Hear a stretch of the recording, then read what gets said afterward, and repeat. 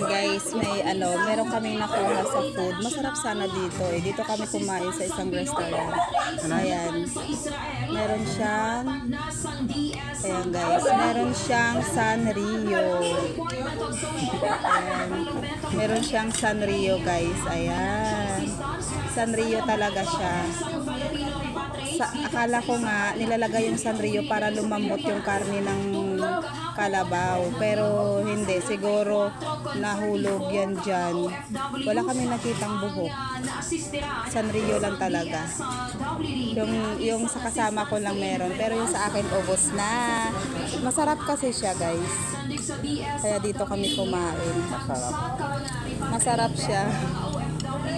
Ayan, merong Sanrio. Ayan, may Sanrio. Ayan.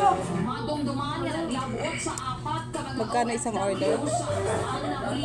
200. 200 daw yung isang order. Ayan. Masarap kasi siya. Sobrang lambot ng karne.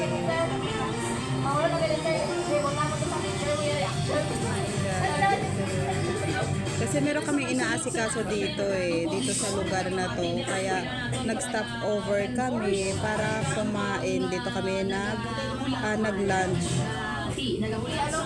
So yun lang guys.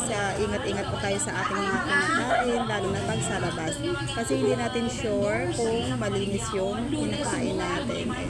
Thank you for watching. Bye!